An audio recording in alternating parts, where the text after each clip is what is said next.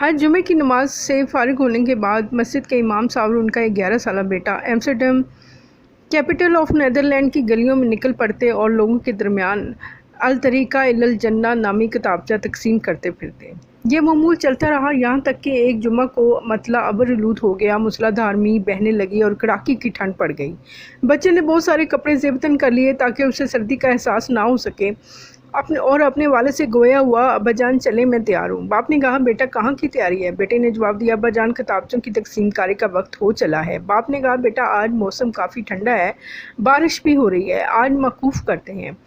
یہ سن کر بیٹے نے حیران کر دینے والا جواب دیا اور کہا ابا جان بہت سارے لوگ تو دوزخ کی طرف بڑھ رہے ہیں۔ باپ نے کہا بیٹا اس موسم میں نکلنا ٹھیک نہیں ہے۔ بچے نے کہا اچھا ابا جان مجھے اجازت دیں، میں اکیلا ہی چلا جاتا ہوں۔ باپ نے کچھ تردد کے بعد کہا اچھا ٹھیک ہے، احتیاط سے جاؤ۔ 11 سال کا یہ بچہ وفور جذبات سے لبریز باپ کو شکریہ ادا کرتا ہوا نکل پڑا۔ اس عمر کے بچے عموماً لڑکپن کی خرمستیاں لوٹتے ہیں، لیکن یہ ننھی سی نوخیز کلی آفاقی ذہنیت کا شاہکار تھا۔ راستے بھر بھیگتے بھاگتے لوگوں سے ملتا رہا، کتابچے تقسیم کرتا رہا۔ تقریباً 2 گھنٹے بارش میں بھیگنے کے بعد اس کے پاس صرف ایک آخری کتابچہ باقی رہا۔ ادھر ادھر نظر دوڑائی لیکن کوئی نظر نہ آیا، لیکن بارش اور ٹھنڈ کے سبب شہر خاموشہ میں ہنوز کوئی راہی دکھائی نہ دیا تو قریب ہی ایک چھوٹے سے گھر کی طرف بڑھا۔ سوچا کوئی ہوگا جو آخری کتابچہ اسے دے دیتا ہوں۔ گھر کے پاس پہنچا، دروازہ کھڑکایا لیکن کوئی آواز نہ آئی۔ وہ برابر دروازہ کھڑکاتا رہا، جانے اس کے دل میں کیا آیا کہ وہ وہاں سے جانے کا نام نہیں لے رہا تھا۔ اب کی بار دروازہ قوت کے ساتھ کھڑکایا۔ کچھ لمحے بیت جانے کے بعد ایک عمر رسیدہ خاتون دروازے پر آئی، جس کے چہرے پر حزن و افسردگی کے آثار نمایاں تھے۔ بولی بیٹا کیا بات ہے، کیا کام ہے؟ ننھا سا بچہ مسکراتے لبوں اور روشن نگاہوں کے ڈورے جھکا کر بولا محترمہ زحمت دینے کے لیے معذرت خواہ ہوں۔ دراصل آپ کو یہ بتانے آیا ہوں کہ اللہ تعالیٰ آپ سے بے حد پیار کرتا ہے اور اس نے مجھے آپ کے پاس بھیجا ہے۔ یہ آخری کتابچہ آپ کو ہدیہ کرنے آیا ہوں۔ یہ کتابچہ آپ کو اللہ تعالیٰ کے بارے میں بہت کچھ پیغامات دے گا اور خلق مخلوق کی حقانیت واضح کر دے گا۔ خاتون نے کتابچہ لیا اور شکریہ کہتے ہوئے اندر واپس گئی۔ بچہ بھی گھر لوٹا۔ اگلا ہفتہ جمعے کا خطبہ ختم ہونے کے بعد وہ بزرگ خاتون کھڑی ہوئی اور پورے مجمع سے مخاطب ہو کر کہا میرے یہاں کوئی جاننے والا نہیں ہے اور نہ اس سے پہلے یہاں آنے کا کبھی اتفاق ہوا ہے۔ گزشتہ جمعے کو میں مسلمان نہیں تھی اور نہ ہی میں نے کبھی مسلمان ہونے کا خیال دل میں لایا تھا۔ کچھ ماہ پہلے میرے شوہر کا انتقال ہو گیا اور وہ مجھے تنہا چھوڑ کر چلا گیا۔ اس کے جانے کے بعد زندگی بوجھل ہو گئی تھی، لطف زندگی ناپید ہو گیا تھا۔ گزشتہ جمعہ جب زوروں کی بارش ہو رہی تھی تو میں نے ارادہ کر لیا تھا کہ خودکشی کر کے غم زندگی سے چھٹکارا حاصل کر لوں، کیونکہ مجھے جینے کی کوئی وجہ نظر نہیں آ رہی تھی۔ لہٰذا میں نے اوپر کے کمرے میں جا کر رسی کے سہارے جان دینے کی ٹھان لی۔ بس شاید کچھ لمحات کی دیر ہی تھی کہ یہ جستے خاکی قفس عنصری سے پرواز کر جاتی کہ یکایک میں نے دروازے کی کھڑکڑاہٹ سنی۔ میں نے کچھ دیر تک توقف کیا اور سوچا کہ جو ہوگا کچھ دیر میں خود ہی چلا جائے گا، لیکن مسلسل دروازے کی کھڑکڑاہٹ نے مجھے گلے میں پھندا نکالنے پر مجبور کر دیا۔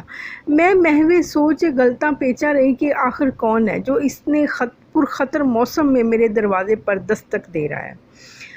وہ بھی مسلسل۔ بالآخر میں نیچے آ گئی۔ دروازہ جو کھولا تو ایک ننھی سی جان کا بھیگتا ہوا وجود میری نگاہوں کے سامنے زیر لب مسکرا رہا تھا۔ اس کی وہ مسکراہٹ اور آنکھوں کی چمک میں نے کبھی کسی انسان میں نہ دیکھی تھی۔ اس مقدس سراپے کی وصف کشی کے لیے میرے پاس الفاظ بھی نہیں۔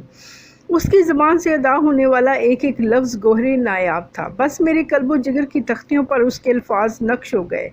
یوں لگا کہ اب میرے مردہ دل کو کسی نے زندگی کی سوغات عطا کر دی۔ اس کا یہ کہنا کہ محترمہ میں آپ کو یہ پیغام دینے آیا ہوں کہ اللہ تعالیٰ آپ سے بے حد محبت کرتا ہے اور آپ کا خیال رکھتا ہے۔ پھر اس نے مجھے یہ کتابچہ الطریقہ الی الجنہ جو میرے ہاتھ میں ہے دیا۔ میں نے دروازہ بند کیا اور نہ چاہتے ہوئے بھی اس کتاب کو کھولا۔